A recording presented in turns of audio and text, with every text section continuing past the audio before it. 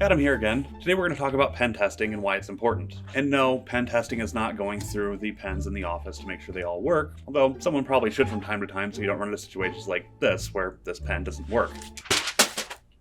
Ow!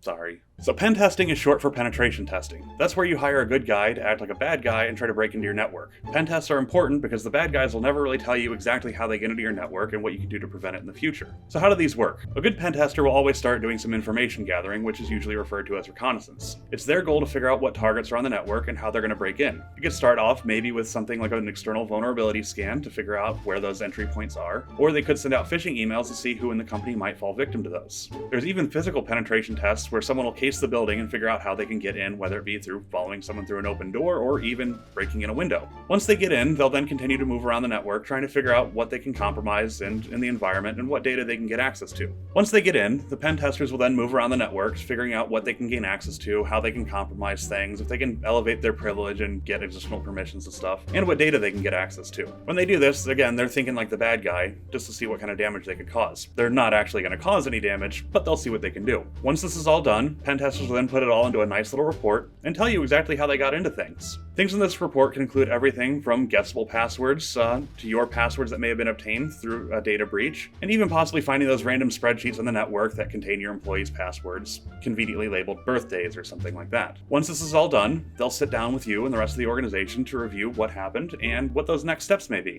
It's important to go into those conversations with a good frame of mind and be accepting of the criticism. After all, the pen testers are there to help you, not hurt you. It's the opposite for the bad guys. Once you go into those conversations, it's important to get into the technical details and nitty-gritty and figure out where your priorities are. Then act on those priorities. Doing all of that will eventually give you a more secure environment, better protected from the bad guys out there, and to make sure that those risks in your environment are adequately reported to management. So that's a pen test. Just remember, it's not exactly all about making sure all your pens work, but it's actually hiring the good guys to act like the bad guys, and then learn from that. Now, if you're wondering about how often these should occur, a lot of different compliance frameworks mandate that you do those regularly. What regularly means is up to you, but usually a good benchmark is around major changes in the organization or annually. And that's a pen test in a nutshell. If you have any questions, let us know.